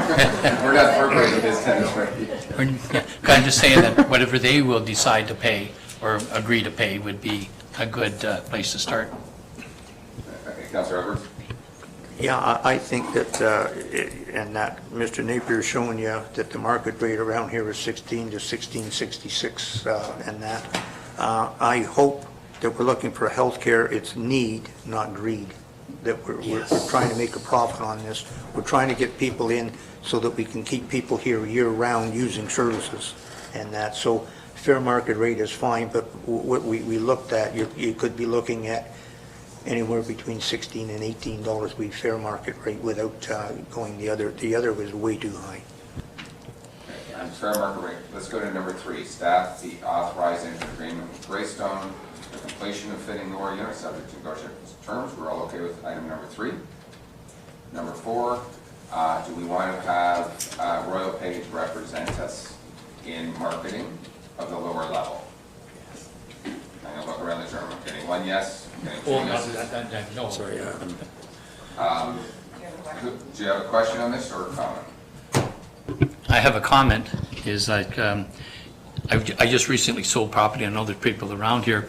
I like to be in the driver's seat. I'm the owner of the property, and I'd like to have all real estate agents come to me with an offer, and then I give it to them at arm's length. Like that's what we do with the real estate. We have real estate people come in, they said, this is what we can do, we pick the best one at that time, rather than designating one person. What would be the cost that Royal Page would be charging for this? 2.5%. So, annually, monthly? So if I'm not mistaken, I haven't seen the terms, but a general lease agreement would be they make 2.5% on the 1-year deal. But it's 5 years, they make 2.5% of 5 years. It's a 1-year deal that they would make the 2.5% on, typically, not a 5-year deal.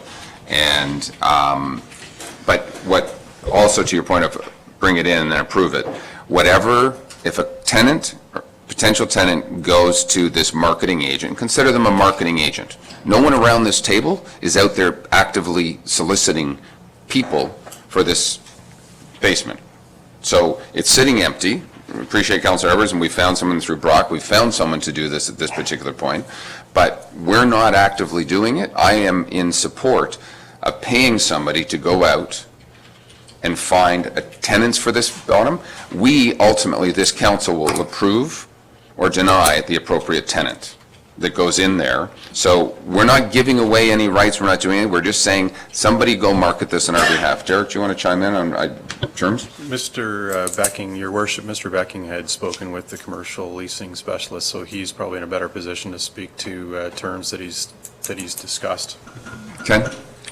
Your worship, the general discussion that I had with the individual was on the basis of a fee for service, so a flat fee to market the facility on our behalf. Okay.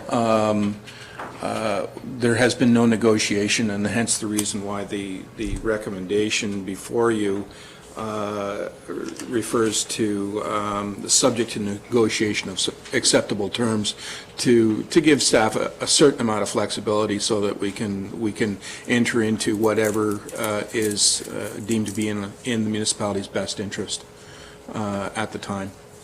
Okay. I don't want to commoditize, I can't even say it, but I think you know what I mean. I don't want to take this turn it into a commodity that just gets banged back and forth because of the community nature of the space. So that was why I had seen a flat rate being from the municipality's perspective, a preference.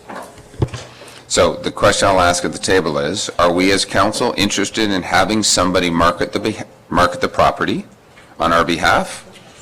Or do we want to try and do it itself? And again, I'll tell you, I'm not going to go market it and then, by the way, spend all my dollars. Then they come in and they happen to call Alan or somebody else around this table and say, can I rent it? They come into the office here and they get precluded from being paid for their work they've done. So I don't have a problem with it. Now, a fee for service, though, so if it takes them 6 months or 8 months, or are we getting a monthly bill on this? Like, I don't know how it works and that.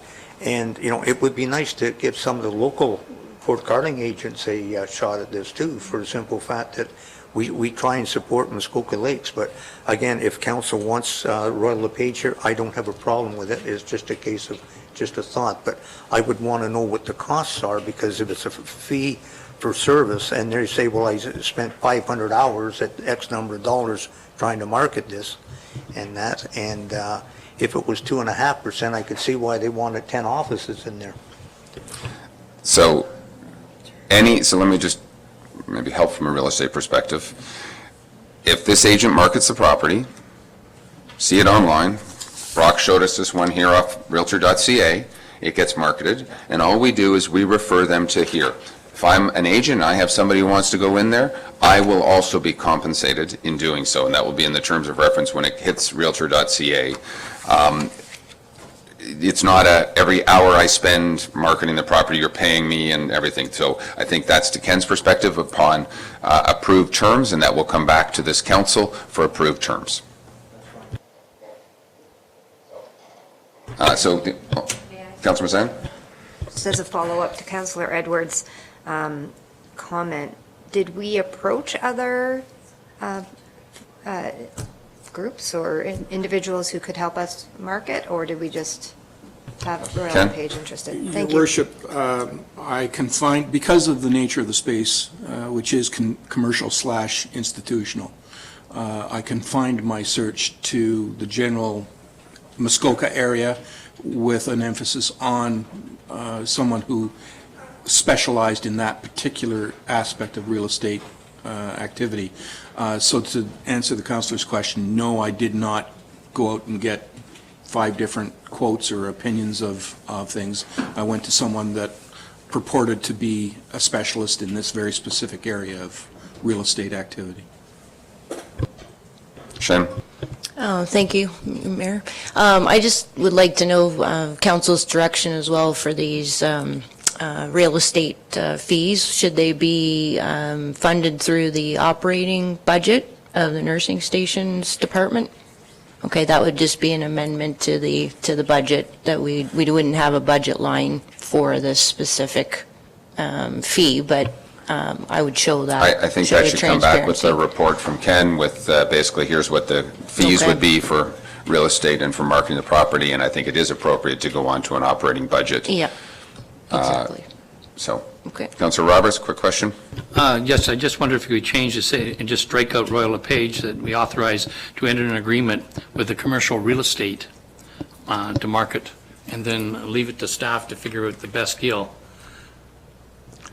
Well, I think they already did by providing Royal LePage, and I will say Chestnut Park's opening a new office today, but they would not be the people, even though they're the largest from a waterfront residential. They're not the people to do commercial in town. So I think Mr. Becking's done the due diligence already to get us to Royal LePage, who are better at commercial leasing. Councillor Edwards?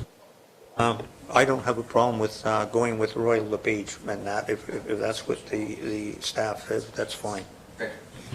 So we have a few amendments here just to understand. So number 1, as a direction to staff, Shannon, we're going to confirm how we want to appropriate, and intent behind the $150,000 has been raised. We are making a couple minor modifications to the resolution that the clerk's going to put on the screen for me, and that's we're going to look at alternative 1 design concept. We're talking about a lease rate for fair market value, and then everything else would remain the same. So I have a resolution moved by Councillor Zavitz, seconded, sorry. My apologies. I believe Councillor Edwards wanted some direction to staff on the lease with respect to the prospective tenant as well. We may wish to add that to the resolution. Okay.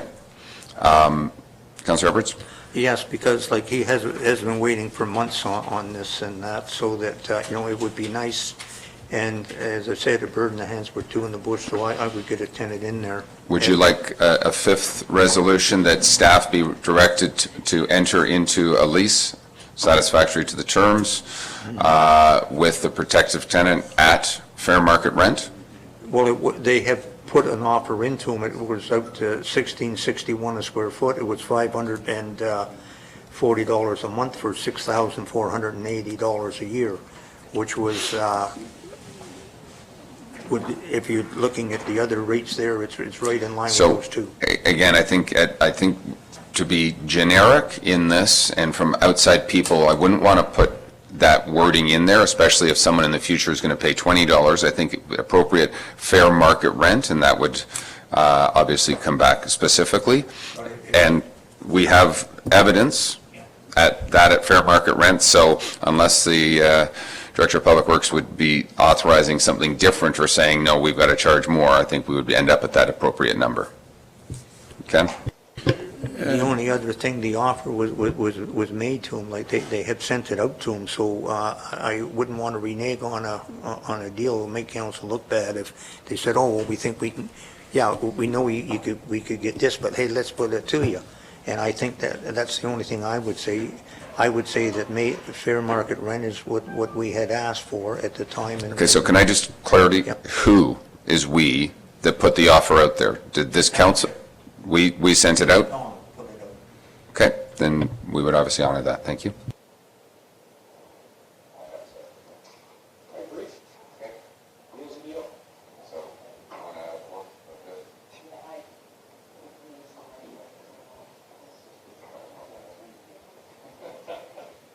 So the staff be off. I'm going to suggest right now, because we haven't read anything, we're going to add some language to the 5th, but why don't we just take a quick 10-minute break and we'll come back and read this resolution. Thank you.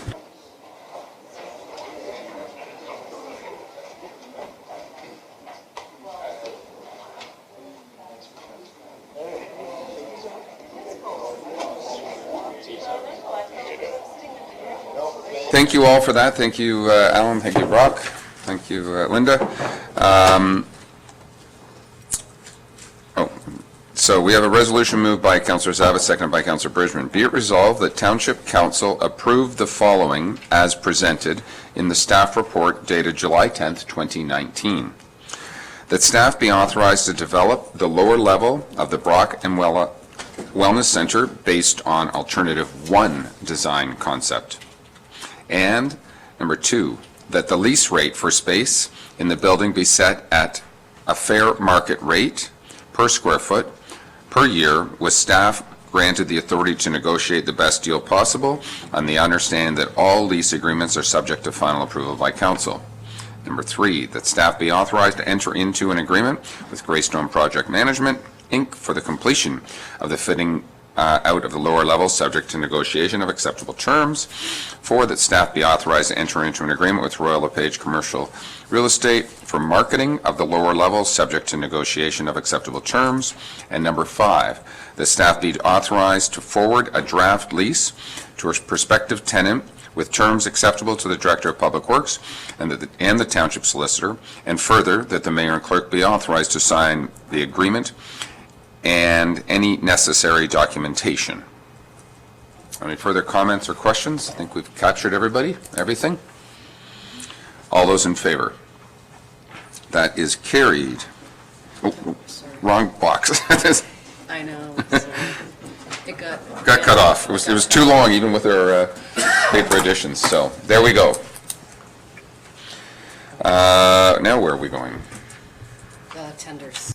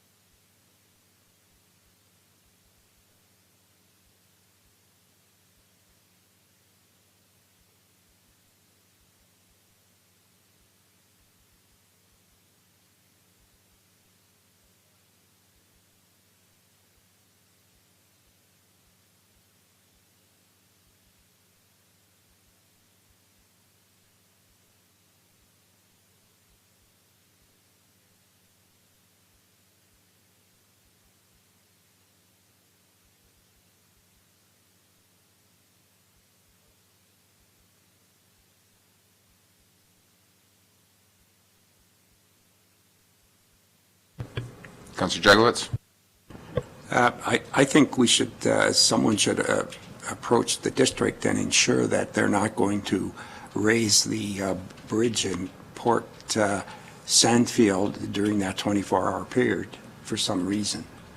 Just that would make it very difficult. That means those people between where I am would be stranded, couldn't go either way. So they sometimes do maintenance on that, and sometimes they have, and sometimes when they open it, they can't get it closed. So I wonder if that has been checked, or if not, maybe it should be. I think it's a good note to send to Public Works that we're closing the north end. So, we do open the bridge occasionally, and, that they would have, I think recently we've had crews on standby whenever that swing bridge is open, because last year it did get stuck open a couple of times. I don't think it was locked more than 4 hours, so we're not talking a 24-hour closure, but it's a good point to notify district as well. Your Worship, I didn't even think of that. No. Yep. Councillor Hayes? If they're going to be replacing that culvert in 24 hours, I'm assuming that they're going to be working the full 24 hours, so they will need relief from some of our bylaws. Can we give you the authority to give them exemption to the noise bylaw? It's actually not in our jurisdiction, Your Worship. Okay. So, Okay. that won't be necessary, but again, a good thought. Thank Okay. you. Anyone else? Is there any objection? Any objections? No. And I had a conversation myself with Fowler and agreed, I think 24 hours of pain versus 3 weeks or 4 weeks is, this is a much better approach to it. And sorry, Ken, I was noticing, do we have a date yet? They indicated sometime around the 19th of August, I believe, Your Worship, but actually,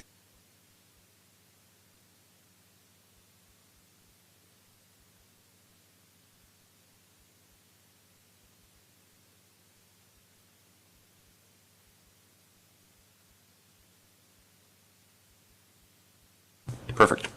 Okay, so I think we, verbal consent. Councillor Jagowitz, district update?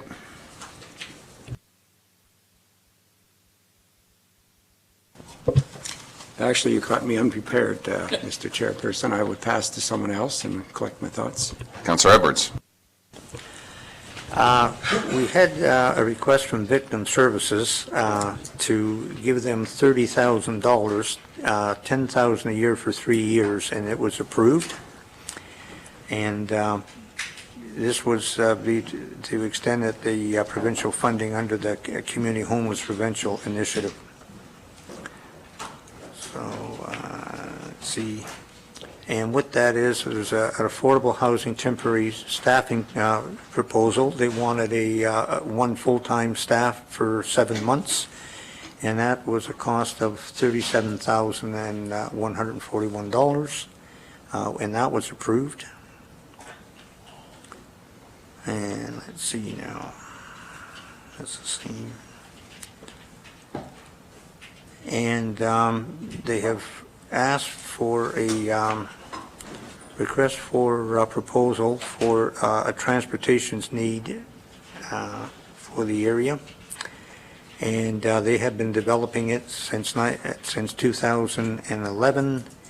And the transportation grant was approved the amount of $699,786.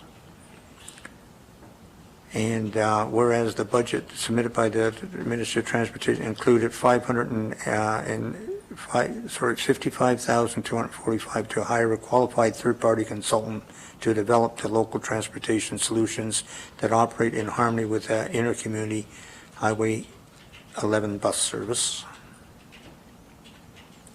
And with just some information items which we know of, that was Bill 108, more homes, more choices. They had correspondence from the Ministry of Natural Resources regarding the Muskoka watershed flood mitigation. And they had just a volunteer tax program correspondence received from Canada Revenue.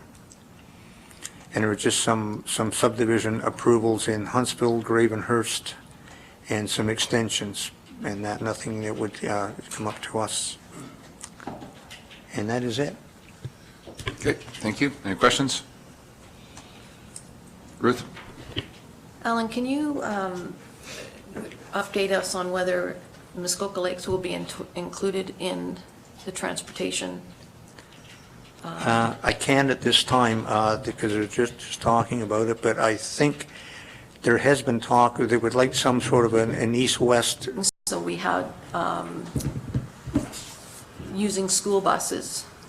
That's right, yes. And so that did affect the township of Muskoka Lakes.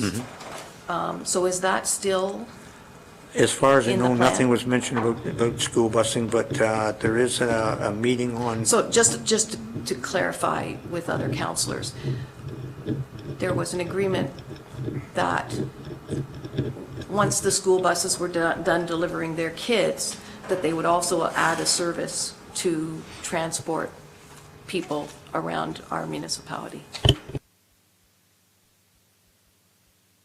I will ask on, I think they've just called, they're calling for a meeting before council meeting on Monday at the district council, so I will ask that question. Ruth? Just following up with our healthcare from Health Services. So we had a joint meeting with Finance Committee and a few others had attended as well. And why I wanted to bring this forward again is that I had asked for a request, and I'm being told from staff that it'll come forward next week, that in fact, so we have grants all over the place for healthcare. You know, there's always somebody knocking on our door somewhere, can you give to the hospital today? And I'm saying, so we will see that in our own council agendas, usually during budget season, the hospital come and ask for money. So what I'm asking for from the district as well as the other organizations involved, that a clear understanding of the amount of money that, the full amounts of money that are being asked for from municipalities, so basically our taxpayers, that we have a true understanding of what that figure is. So for instance, if Muskoka Lakes is giving 30,000, Huntsville's giving 30,000, all of those sort of things. And then on top of that, the district as well, we should have an understanding what that full impact is from our residents, because again, the theory, and it's more than a theory, is that municipalities are not responsible for health care. So it's getting a full understanding of what those numbers are, because as I said, there's always somebody knocking on the door for money, and most often we give it. But I think it's in all fairness to our taxpayers, again, remembering that not only are they donating on their own, now they're donating through their taxes. And we have heard delegations over the years come forward saying, I don't want to be taxed at a municipal level for a donation to go to a health thing, when I'm actually giving my donation and getting a tax grant or a tax relief as well for that.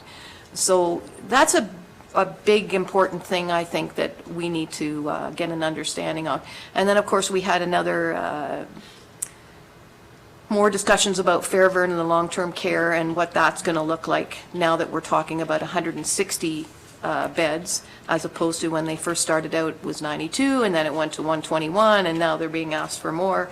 And it's getting very convoluted, and especially from those on the team that have been doing the fundraising for this long-term home. And ultimately, what the district's role will be, other than the $10 million that we've already agreed to fund. But in fact, is the district going to take over the home similar to the way we do it with the Pines? Frank? Yes, thank you. I'm ready to report now. I'm sorry I had to collect my thoughts. Finance and Corporate Services met, and what came forward this time was the timeline and guidelines for next year's budget.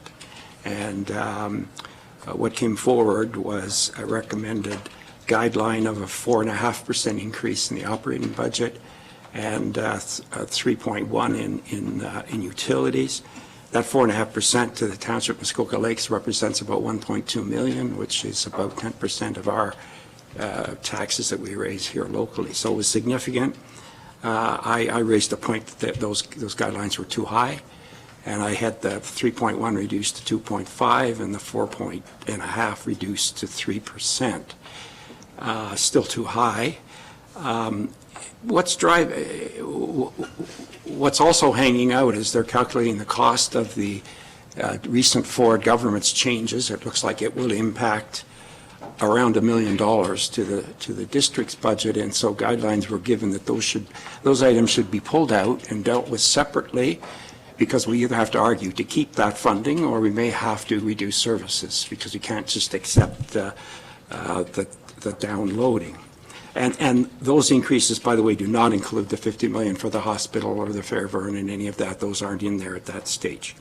And just one other note is, for some reason, all of the equipment is purchased centrally by the district, and it comes through the Finance Committee. So they said they want to buy 3 backhoes for $450,000, and Chair Klink kind of had a fit. He said, I don't even know what a backhoe is, So I think what's going to happen, they're going to try to route some of those changes through Public Works so that somebody that knows what the heck they are. But what they do is they have a central group that buys all the equipment for the whole thing. So that's my report. Thank you. Okay. Public Works, we had a short meeting. We actually followed council last month, and really the only major item of discussion is recyclable contract. We actually deferred the decision. We're sending staff back to try and get a very, very, very, very, very short contract with Waste Connections Canada, because our rates are ridiculous. We need to find a different option for recyclable materials. It costs us 1.5 times more to recycle materials than it does to bury them. But we need to recycle them. We know that. So we just need to find better options, and that's the bottom line of what we're really working on. And then for those councillors, actually, we've canceled our Engineering Public Works meeting next week. There was a couple early staff reports that had to come from a timing perspective, so they'll be coming directly to council on a couple tenders, and otherwise we won't meet again until August. That's it.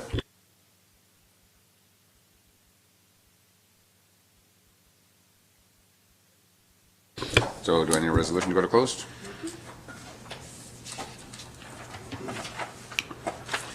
Moved by Councillor Roberts, seconded by Councillor Kelly. Be it resolved that closed session convene at 11:22 a.m. for litigation or potential litigation, including matters before administrative tribunals affecting the municipality or local board, 2 LPAT matters, 1 litigation matter, and advice that is subject to solicitor-client privilege, including communications necessary for that purpose, 1 LPAT matter, 1 litigation matter, pursuant to Section 239(2) of the Municipal Act 2001. All those in favor? And that's carried.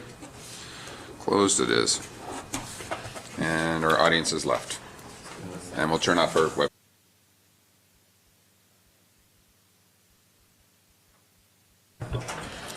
We're So I can go la, la, la, la, la, for 30 seconds, and then come back on.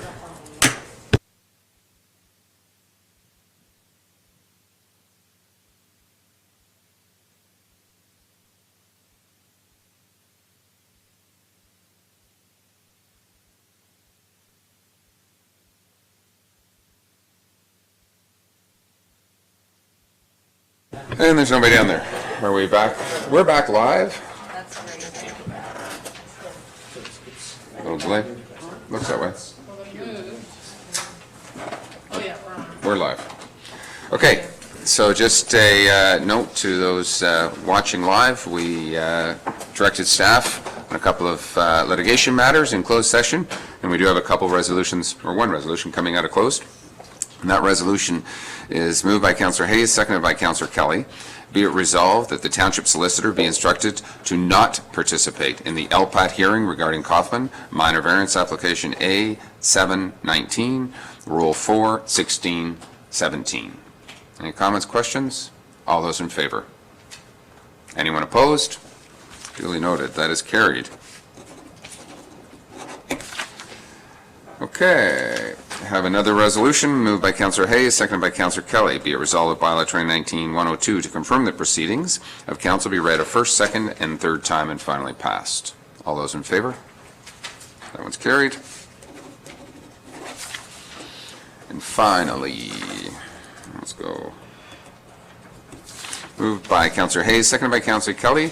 Be it resolved that council adjourn at 12:35 p.m. and the next regular meeting of council will be on Wednesday, August 14th, 2019 at 9 a.m. in the council chambers, municipal offices at Port Carling, Ontario.